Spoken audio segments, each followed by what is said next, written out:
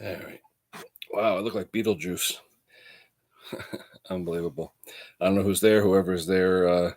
Happy Easter, happy Passover, whatever you're celebrating. Uh, just a quickie this morning on Easter Sunday. I figured I would take advantage of having a couple of hours free before I had to go to Easter dinner at my mom's. So I figured, why not fix some power equipment? So I said, what could I work on that wouldn't take a lot of time that I could get done? Well, hey, happy Easter, Maddie. I was just talking about cheap equipment. I think you're the one that told me this, Matt. Don't fix the cheap stuff. Don't fix the real low end stuff. But you know me, I got to fix everything, and especially when a friend drops something off, and it's cheap ones that end up costing you more to fix than the big ones. And then what do you say to the guy? Oh, it's $100 bill because you brought me a $70 tiller, and that's what it cost to fix it. It's just I spent an hour and a half working on something that I shouldn't have, but since it was for a friend of my wife's, I figured let me help the guy out. He's telling me, "Oh yeah, it ran great, ran great. How could it run great? The fuel lines were cracked. It couldn't have run. The primer bulb wasn't even hooked up. It couldn't even have run." So, anywho, just I spent all the time. I got a nice blister on my finger from the pull cord. I don't know if you guys get that when you're doing these little two strokes. You keep pulling, pulling, pulling. If you don't have a glove on, you get a nice blister on your hand. That's always fun. But anyway. Uh, Big plans for today, Maddie? Going over your dad's? I'm heading over my mom's in a couple of hours. But unbelievable. Yeah, I was telling you yesterday, our cherry blossoms in town, if you get a chance to stop by our town, oh my God, it's unbelievable. If you go by the Bunny Fountain in Trumbull by the Trumbull Historical Society, it's unbelievable. Just massive white and pink blooms. It's beautiful. It looks just like DC on the mall when the ones pop. It's absolutely gorgeous. I don't know. It seems a little early this year, but I guess because of the winter and the rain we had. But absolutely beautiful. What'd you say? You had 17 of them, I think, and that sounds like it'd be a real pretty sight. Um, yeah, just I'm telling people in this video, if someone brings you a piece of cheap equipment, just say no. I mean, is it worth your time? Yeah, you know what? Oh, it's a friend of a friend, this and that. It's not worth it. I got myself pissed off. I spent an hour and a half of time where I could have done some quality work. And, hey, another tip for people that have battery powered power equipment like tractors and things like that. When you are charging a battery, say a battery's been in the tractor for a while and it looks dead to you or whatever, if you don't have a battery tester, I actually have one of those solid state ones that Zippo Varga and some of those other guys recommended. A really, really nice battery tester. It actually tests the condition of the battery, the state of charge of the battery, and the state of condition of the battery to tell if it'll even take a charge. So I put that on it. It wouldn't even turn on the meter. There was no charge in it, absolutely nothing. So I said, all right, let me look. And it was low on water. So I filled it up a little bit with distilled water, put on the charger. The second I hooked the charger up, now only on trickle, I just touched it. Boom, all of a sudden, all the liquid started pumping out. Like, oh my God, the cells must have been that dead that the minute I put some voltage on it, they spiked up and, got the sulfuric and everything in there bubbling. So anyway, if you're going to charge a battery, keep the liquid level low. Don't worry about filling it until you're charging it a while and you see how it rises, because it will rise when you charge it. So just a tip to you guys out there, if you're charging a battery, even if it's for a car or something, if you still have the type where you have to fill it, charge it first, then check the level and then correct it, because it will overflow. And if you have it in your basement or something and you're charging it and you don't know overnight, it could overflow onto your floor or something, and that's not good. And when you're charging, you actually make hydrogen gas. So you really got to watch when you're charging to do it outside or do it in a well-ventilated area. What's next on your agenda, Matty? The 288, that's still in limbo, right? Customs or whatever. I tell you, it's probably got to be the longest shipping on record for that thing. Unbelievable. Yeah. What is there anything like about the 2 series that you like versus say a 3 series? I heard some people say they like the starter cover or something. Is there anything better about the 2 series than the 3 series? Just curious, because I know now they're up to the 5 series. And even the 1 series. I mean, you look at some of these old ones made in Sweden. You look at some of the designs where I've seen the upper covers. It looks like a real thin piece of plastic blocking the muffler. Like it's really not going to do much, So interesting. Yeah, long discussion, I'm sure. I mean, there's pros and cons. I'm sure they did it. The new ones are pretty cool though. They almost look like robotic Terminator pieces with that charcoal gray and all that. So, pretty cool. And the little XP tag on the top cover. It almost looks like RoboCop or something. The way they did it. It's some interesting design. They're pretty cool. But yeah, I just figured I'd vent about cheap equipment. Like I said, if it wasn't for a friend of a friend of a friend, that type thing. But you got to know when to say when. It really simple bearings. Oh yeah, it's nice. Yeah, not to have the $35 special you can't get from anyone bearings. That's for sure. But it's funny though. You say simple and proprietary. Sometimes I've gotten lucky in the machine tool business, and you think something's proprietary when you take apart a gearbox or something and you do a quick enough search, or someone in the bearing business, because I know a lot of guys in the bearing business. Sometimes I'll find it for you. So seriously, if you're looking for any of those, give me some ODs, IDs, widths, and dimensions, and I could throw it to my bearing guys, because I'm in tight with a lot of these bearing distributors in my area. Sometimes they could find stuff like this. So who else is here? I see someone else joined us. But yeah, it's not worth spending $35 on a bearing if you don't have to.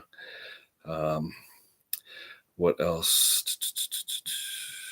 Yeah, I see Craig spending a few bucks on his 576, but hey, I've seen him on Craigslist and Facebook for $700-800. So I guess they're definitely worth it when you get them going. Well, it seems lately there's a lot of people rebuilding the saws with aftermarket parts and selling them at OEM prices.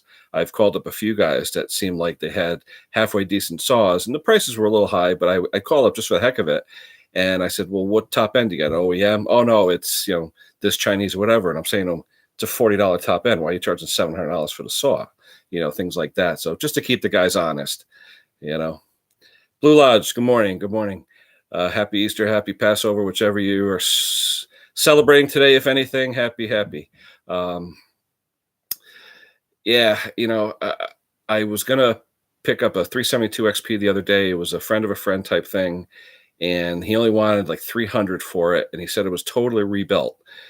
And I took a look at it. It was an aftermarket top end. So I said, okay, no problem. So I pulled the muffler, and he was a little nervous when I pulled the muffler, because I think he had a friend rebuild it. And I noticed there wasn't scoring on the piston, but there was scoring in the cylinder. So I guess he gave it to someone that said you could save the cylinder, but you're going to need a new piston. It must have been straight gas, but the scoring looked a little too deep for me. And when you pulled on it, you could tell it wasn't a lot. So I asked him if I could put my compressor tester on it, and he's getting real nervous. So he's like, who goes to look at a saw, wants to pull a muffler and do a compression test? Anyway, throw the compression tester on it, 125, 130. I said, no, those scores are a little too deep. I said, I think, yeah, exactly. It's a $50 part saw. And I said, I actually offered him 100. I said, look, I'll give you $100 for it. And he said he spent like 250 having it rebuilt. Well, live and learn, I guess. And I told him, I said, honestly, I said, you may want to take the cylinder off, see if you could hone it a little, get it a little more even in there. Maybe another set of rings, maybe it'll bite and you'll get some more compression. But at 125, nah, that to me, for something that's supposedly rebuilt, nah, 125 to me is a saw that's getting worn down. So, yeah, all that's, yeah, who knows? Yeah, no, I don't even think he did. I think he just put the top end on, no bearings, no anything. So, except for the money he was asking, 300, and if it was rebuilt and running good, yeah, okay, that's a good value, but not for, and the person that he said rebuilt it, I think I know who he is. Not a reputable guy, just someone that does it on the side to make a few bucks. Yeah, you got to split it. You got to see what's going on in there. Especially because this one I think was an 05, so 14 years old. It's not new, and I'm sure it had some hours on it. He put some replacement aftermarket plastic on it, so he trying to make it sellable.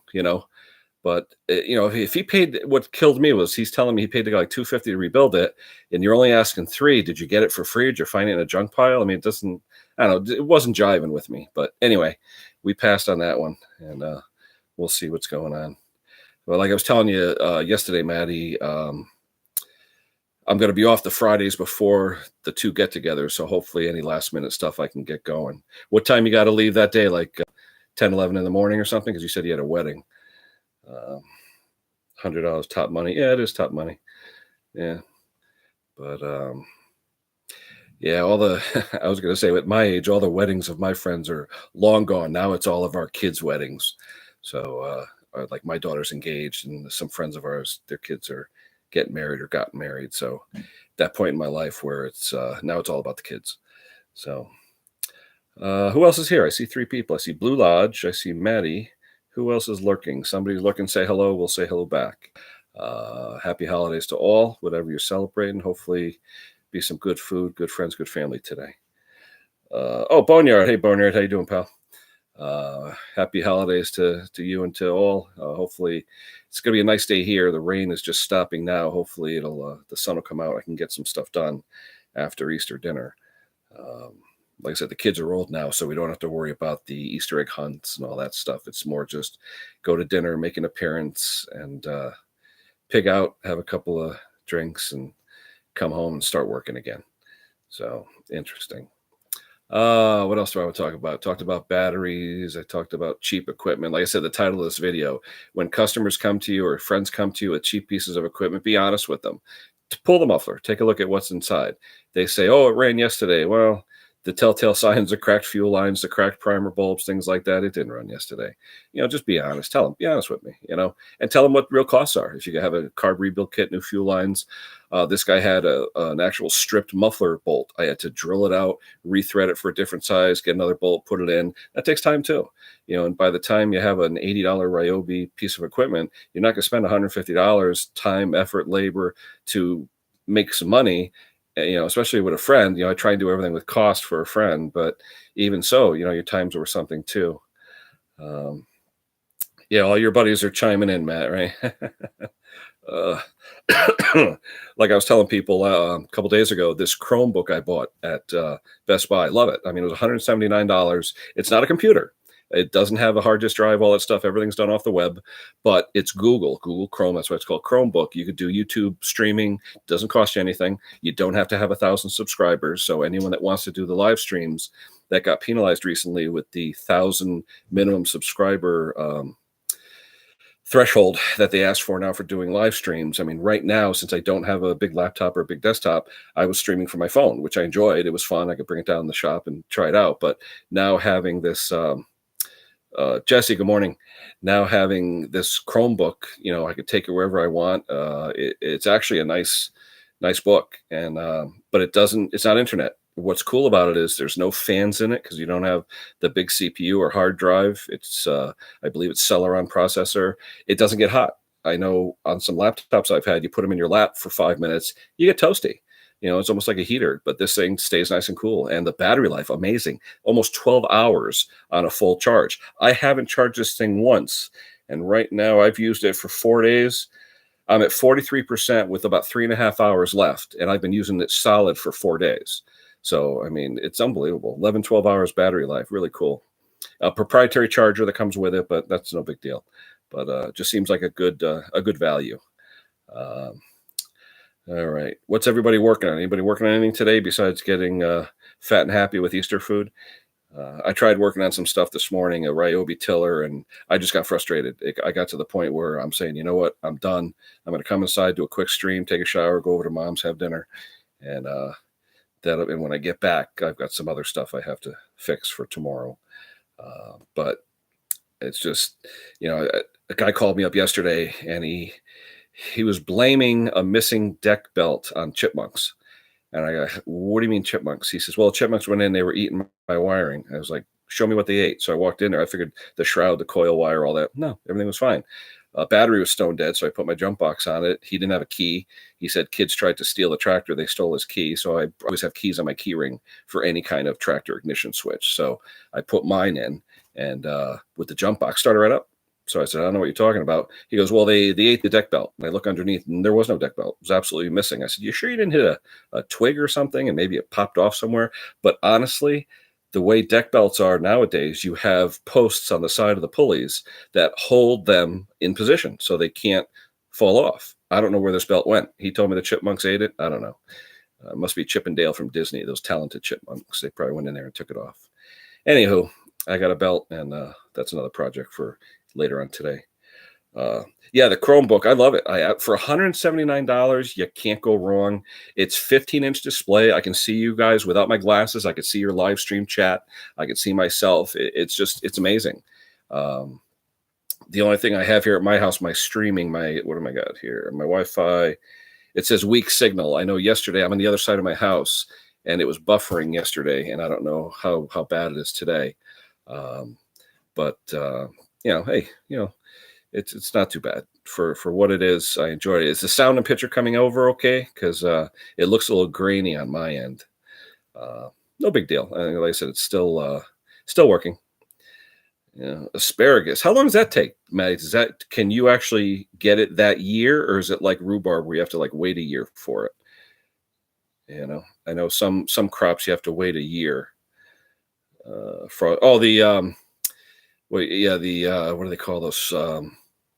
The frost-proof silcox. Yeah. Did you get a long one though? I mean, the ones on my house are about 18 inches long, so that way they're in nice warm weather where the washer shuts off. That way you never have to worry about them freezing. Um, I've got them all around my house too. I have ball valves leading to those, and I shut off the ball valves before the winter hits anyway. But I made the mistake one year leaving my hose outside, and the damn thing just expanded and split because I forgot to put compressed air through it to evacuate all the water. So that was a mistake, costly mistake. But now I only use the Sears rubber, like almost like contractor hose, they call it. Almost looks like heater hose. It's pretty thick, but it's rated for hot water. So I like using when I wash my cars in the winter. It's a thick black hose, heavy, but it really is a nice hose. And it's guaranteed not to freeze and not to pop and all that. So it's a good hose. Um, yeah, you have to wait. That's what I figured. But asparagus is good. I love asparagus. Pumping water down a hole.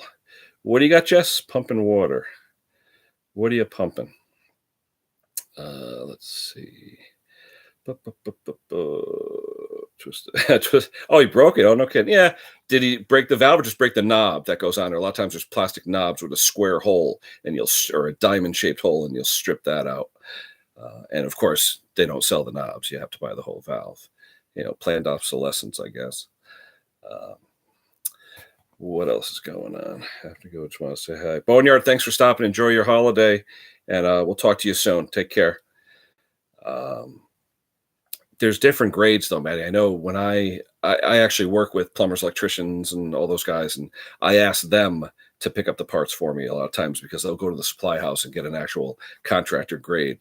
I know when you go to Home Depot and Lowe's, it's like, oh yeah, this is the best quality. And they have what I love is they have like crappy quality, okay quality, and like best quality. It's like, why sell the crappy and the okay? Just sell the best. It's like $3 difference. But I love how Home Depot and Lowe's do that. It's like you have a choice. You can buy crap, a little bit of crap, or semi crap. It's ridiculous. So I just tell my plumbers at work, hey, pick me up one, I'll pay you for it, and they go to the supply house. Oil field. Ooh, where are you, Jess? What state are you in? You in Texas or something? Oh, okay. You got to melt the wax. Okay, I got you. Talking about oil fields, I remember years ago when they had the hit and miss engines powering the pumps. North Dakota. Okay, when they had the hit and miss engines powering the pumps, what they would do is they would power them on kerosene, and then when they hit something, they would use that material to power the engine to power the pump. It was pretty cool, sort of like a perpetual motion thing. But back then people got gasoline from Sears and Roebuck, a gallon can. You'd mail order it, wait a month, you get it in the mail.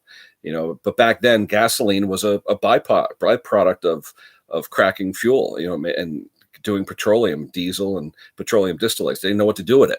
And when they came up with the internal combustion engine, we have a use for gasoline now. It used to be camping fuel, like Coleman fuel. That's white gas. It was a byproduct. It was scrap. No one knew what to do with it. Who would have thought gasoline would have made such a hit after all these years?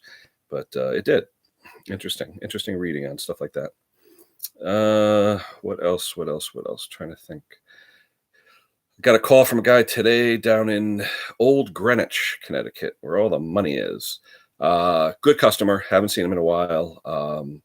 He's got an old Wheelhorse 1958 RJ, having a party in a few weeks for the kids. He wants it totally gone over. So that'll be fun. I'll pick that up this week. It's a Kohler K91, 4 horsepower, needs some front tires, things like that. But, nice family. I mean, great family. Great. He's got a little farm down there and just nice dealing with them. So I'll have some fun with those guys.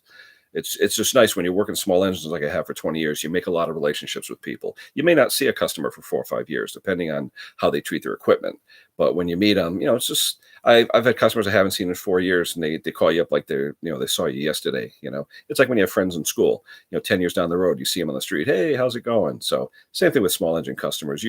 It's weird, but you do remember the faces and the equipment. Like you'll see someone, and I'll say, "Oh, Toro Time Master Zero Turn," or something like that. So it's funny how I equate people to vehicles and to power equipment.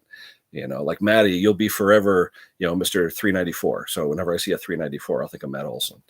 But it's just, yeah, it's easy for me to relate people and equipment. That's, when you talk to someone, they'll say, "Oh, did you see Joe Blow?" And you're like, "Who?" 69 Chevelle, big black. "Oh yeah, okay." It's always from a car or a piece of equipment. So interesting stuff. What else can we talk about today?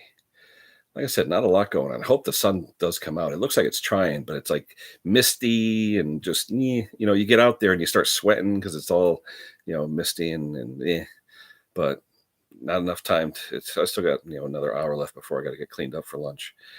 But what else is going on? Yeah, Maddie, you were talking about your shop a few weeks ago, how it's being messy and stuff. I got you beat, pal. I can't even walk in my shop right now.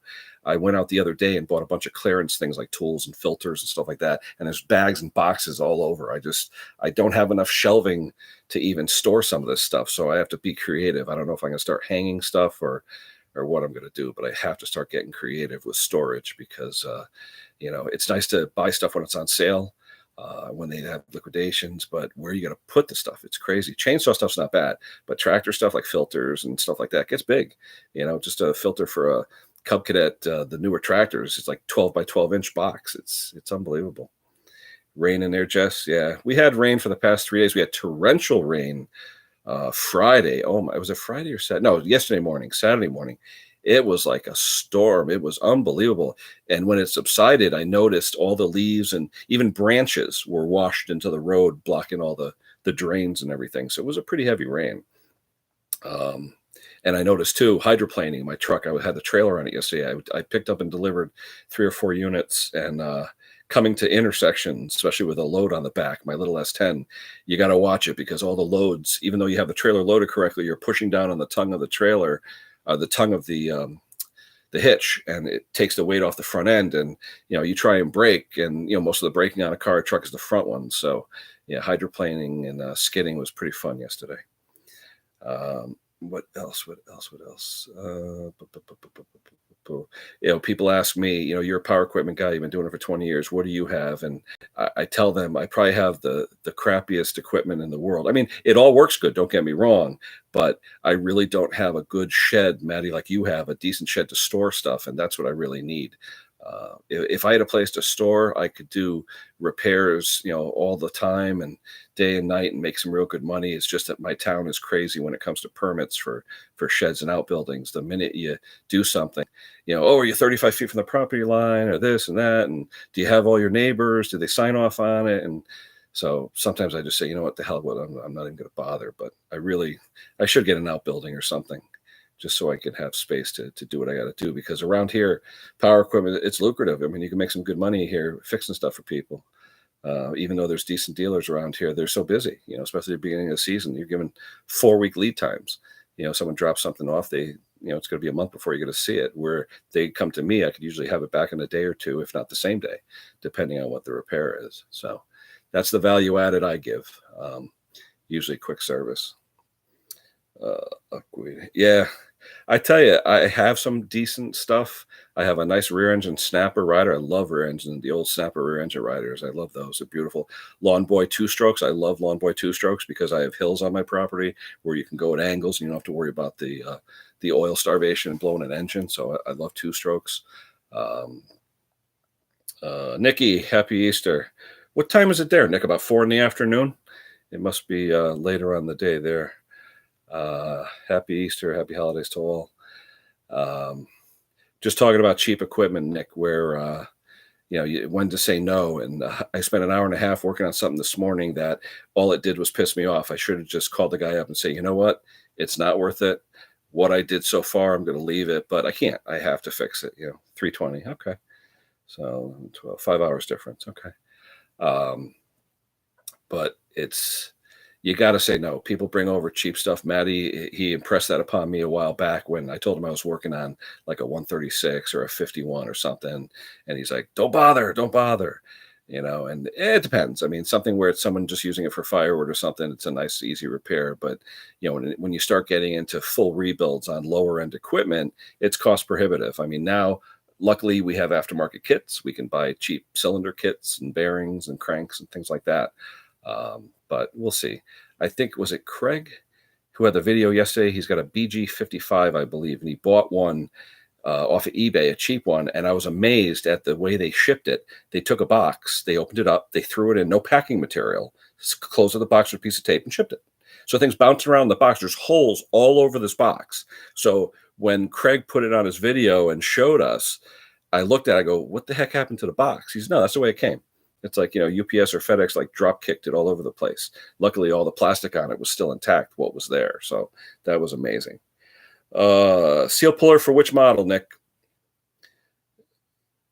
The kind with the fingers on it, or what type of seal puller?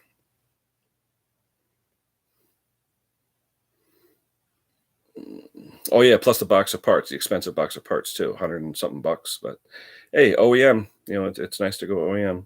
Maddie, take care. Have a great holiday. We'll talk to you either later on or during the week. Have fun. So what'd you say, Nick? What was it for? You said seal puller, though. I'm thinking the aftermarket of the steel type that has the two fingers on it that pull the seal out, or did you make something that uses screws and all that? Pointed hook type. Yeah, okay. I tell you, I'm thinking about buying the one from HL Supply, the aftermarket one. I don't know if it's Hutzel or Hustle Forma or one of those, but I think it's like 40 some odd dollars, and it looks like it's the same type of design as the $300 steel kit. Not that I do a ton of seals, but it is interesting. And one thing, a lot of people working on those 200s and 195, or was it 195 or 190, whatever it is, with the 200Ts, they've got the Bakelite seals. There's special attachments that go on a seal puller. It's a piece of Teflon or nylon with a wire that you put it on, then you turn the wire 90 degrees to grab onto the seal, then you pull it out. And it's designed so that the wire is hidden in the plastic of the jaw. So when you push down on it, it gets in between the crankshaft and the actual seal surface, protrudes, then the wire rotates out, and then you pull it back up. So a little pretty ingenious design, but it was pretty interesting.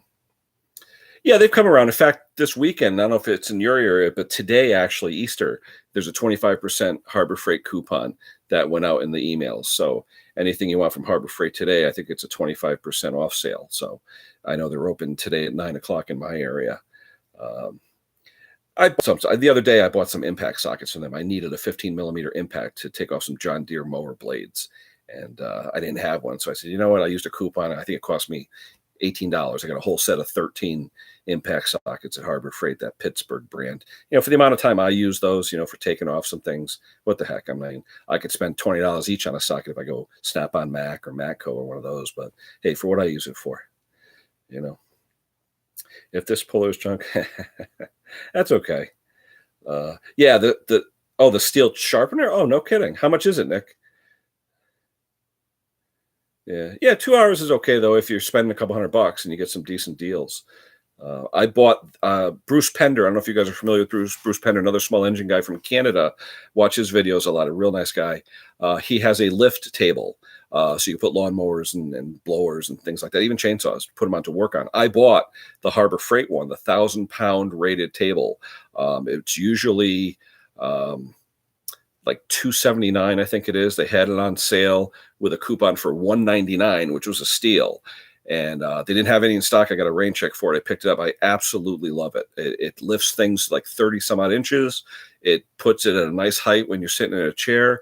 I can wheel it out to my truck, to the tailgate, and push equipment on and off the tailgate. It's just, I love it. If you're doing a lot of work on equipment, even chainsaws and things, and you want a nice convenient surface that you can move around because it's on casters, lockable casters, I would recommend one of those Harbor Freight lift tables. They're very nice. And for the money, the cheap ones are even nice too. They have a cheaper one. I think it goes on sale for 150 and it's rated for, I think, 500 or 600 pounds, but I wanted the 1,000-pound one. This way, if need be, I could put I have a Harley Dyna, and I could put that on it actually and lift that up if I have to do some work on it. So that's the main reason I want the 1,000 pounds was to lift, my motorcycle. But I tell you right now, it's crucial part of my business as far as fixing things. I absolutely love it. It puts everything at a nice height to work on, It's on eBay, blue instead of orange. Oh, really? A little cheaper. I gotta look that up, Nick. That's interesting. All right, Blue Lodge, take care. Hopefully we'll see you back soon. Yeah, it's a 97 Dyna 1340. Only got 11,000 miles on it. Carbureted version. Actually, we changed that. We got a McCuney HSR 42 on it. I've got Vance and Hines short shot pipes on it. Just changed the seat. We just put new tires on it. Like I said, nice bike. The color I don't like. It's like a sapphire blue, metallic, cute color, but really for a guy, I don't know, kind of weird. But like I said, it's in nice shape, and the Dyna is probably the most comfortable riding Harley. For the FX actually has the longest frame. The Dyna has the longest frame with the shocks and swing arms. So I'm a big guy. I'm 6 foot, roughly about 250 or so. It just, for me, it's comfortable. I mean, it's just a nice, comfortable bike. Don't have that far to travel to work. I'm probably 7-8 miles from work, but it's just nice. I take the back roads and just enjoy myself. So the only problem is the Vance and Hines pipes. At 5:30 in the morning when I leave for work, I try and roll down the bottom of my street where I get to the neighbors I don't know before I start it up. So this way, my next door neighbors don't get angry. So yeah, even 5:30 in the morning, not straight pipes, but at Vance and Hines, they're pretty loud. So what else? Talked about cheap equipment. Say no if you can. If you're doing work for friends and you have to, you got to bite the bullet sometimes. But equipment gets expensive. Oh, LTD one. Now I'm trying to think. Was the LTD the fuel injected one? Because I know they had 1 year with the fuel injection on those. One of my bosses had one. But 81. Oh, that was the year I graduated high school. Good year. Yeah, those are big bikes, the LTD 1000s. The only thing I didn't like about Cowies was the rubber mounts for the handlebars were always a little rubbery for me. Like you could almost push them back and forth like an inch or so. To me, it just felt like I wasn't really in control. At least with my Harley, it's a nice stiff. The triple tree and the risers are nice and stiff. The bushings are very hard urethane, so you don't get a lot of wobbling. Yeah, I remember tuning some of those carburetors too. I actually had velocimeters with the fans on them. So you actually check the air velocity going each of the throats. And then I used a manometer with the 4 different U-tube manometers to check the vacuum and the fluid. So kind of fun. Pull-in dropped off yesterday. It depends. I mean, some of the pull is an older pull-in or the newer plastic cheapo pull-on, because I'll be honest with you, I probably have 3 of those as parts saws on my shelf because of people straight gassing them. I was just surprised that I think I have 1 Wild Thing and I have 2 that are red in color.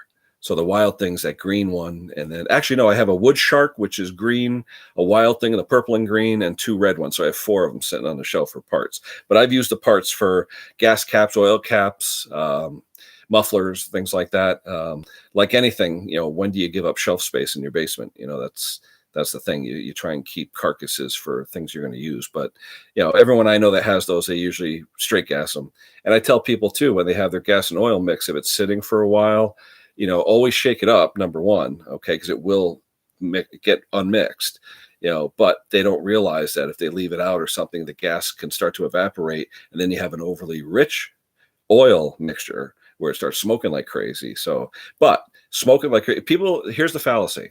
People say rich. What is rich? Is it rich the amount of oil, or is rich the amount of fuel? Now, traditionally, rich means the amount of fuel. So if you have fuel and oil mix sitting for months at a time, and it starts to evaporate. Even ozone, caused from the atmosphere, will deplete octane and so forth. So say, for example, your container leaches out 10 or 15% of your gasoline. Okay, well, that means you have, less fuel for the amount of oil. It could be, a lean fuel condition. People don't realize that. Yeah, you have extra oil, but you have less gas. So, is it rich oil or is it lean gas? I mean, that's a whole argument in and of itself. People, look at the plug. Look what the plug tells you. If the plug is nice and brown, like a medium brown tan, you're doing okay. If the plug's white, give it a little more fuel. If it's black, give it a little less fuel. Always read your plug and let that be, the decision maker on how you tune it. But if you have fuel longer than a month or two, get rid of it. Throw it in an old tractor or something, get rid of it, because it's not worth it on power equipment. I tell, oh yeah. In fact, I have one of those plug scopes too, the little microscope thing with the flashlight built in, where you could actually read because I used to drag race years ago, and that's all we did was read plugs. We didn't have, back in the 80s, we didn't have O2 sensors and all that garbage. We actually had to read plugs, and if a cylinder wasn't firing right, we indexed the plugs. We did different heat ranges, different depths in the cylinder. We did all kinds of stuff just to gain a little more horsepower. But now you can go to the dealer and buy 1,000 horsepower Dodge and do quarter mile in 8 seconds. I mean, times have changed, Yeah, when I was in my early 20s, if you had an 11-second street car, you're doing pretty good. Now 11 seconds is a Honda. So times have changed a lot. But Jesse, yeah, with the Poulan, what's wrong with it? Was it just not running? Because I know a big issue on those that I saw too was, if someone keeps it in the back of their pickup truck and it's a hot day, it'll vapor lock on you, because you have to crack the gas cap on those Poulans, because it will build up and it won't start, and it'll start pissing fuel out the muffler. So every time I have a Poulan, even if I'm using it for a few minutes and then I let it sit, I always crack that gas cap first, then I start it, because it will build up pressure. It'll pop the needle in the carburetor with the overpressure, and it will push a lot of fuel out the muffler. So, okay. That can either be an adjustment or the fuel pump diaphragms are worn. Simple stuff. Hopefully, it's just an adjustment.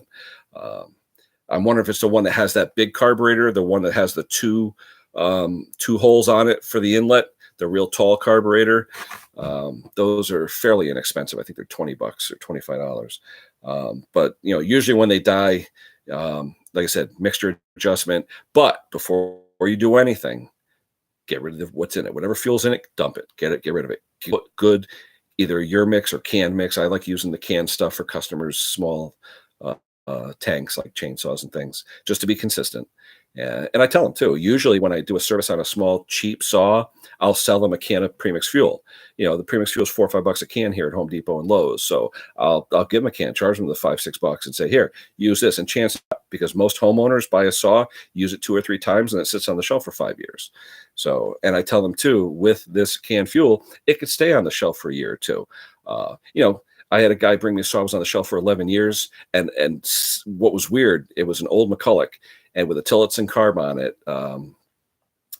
it started. It actually, I couldn't believe it. What was in it actually fired. So, I'm sure he had non-ethanol fuel in it, but I was just amazed. It didn't smell that bad, but being like 11 years on the shelf, and it's still, I just pulled it for the heck of it. Drop money. You say, what guy told me? People will tell you anything. Oh, it worked yesterday. It ran fine. Everything was good. And then you look, there's varnish in the tank. The fuel filter's not even there. The fuel line's cracked. The primer bulb's cracked. Oh yeah, I ran it yesterday. No, you didn't. I love that. I told a story the other day about a guy at the dump where another small engine mechanic I knew had just dropped off a mower or something at the dump. And he always put his name on everything. How, jokingly, we always put on our tools, stolen from, Ken Small Engines. You write that on your tools. That way, when someone borrows it and you see it in their shop, you can say, aha, you have my tool. Anyway, this guy had marked his name or something on this mower, brought it to the dump, because he was getting rid of it. It needed some work and he didn't want to deal with it. An hour or two later, a guy comes to his house. Oh, yeah, my mower's not running right. It ran yesterday and now it's not running good. Can you take a look at it? It was the same mower. So this guy was at the dump 5 minutes after this guy and picked up his old mower, and the guy just started laughing uncontrollably. And the guy goes, what are you laughing at? He goes, you see that over there? Yeah. He goes, what's written on there? He goes, blah, blah, blah. He told the guy's name. He goes, yeah, and the address under there. And he looks, and that was the address. He goes, what time did you go to the dump this morning? The guy just turned red. He didn't know what to say. He goes, I know you got it for the dump because it's my mower. So just funny story, what people will say to you, a lot of my customers, they'll be honest with me. They say, Ken, I found this at the dump. I don't know if it's worth anything because you could find some real gems at the dump, but sometimes they're there for a reason. And they'll bring them to your house. Can you fix this? Well, you know what? I can fix anything. How much money you got? Okay, that's what it's all about. Someone brings you a $50 piece of equipment that was, $100 new, and he gets it for $50. Is he going to spend another 50 to fix it? No, he wants it fixed for $10. Well, you know what? The conversation we just had, that cost $10. So you really have to watch. Make it worth your time. At my video yesterday, I was telling people, make it worth your time. Your time is worth something. The time that you are working on something is time away from what you really want to do, time away from your family, time away from friends, things like that. And that time is worth something. So make sure you're getting compensated for it. I'm not saying, be extremely crazy with your rates, depending on who you are, where you are, and what you do, but just make it worth your while. So at the end of the day, you're happy with how the day was and what you made. All right, guys. I'm going to take off. Time to get ready for Easter dinner. So I just want to say happy holidays to all you guys. Thanks for subscribing, tuning in, live streaming. I love this live streaming. We have a great time. But enjoy your day. I may be on later depending on what's going on in the shop downstairs. But take care, and all you guys, we'll talk to you soon. Take it easy. Bye-bye.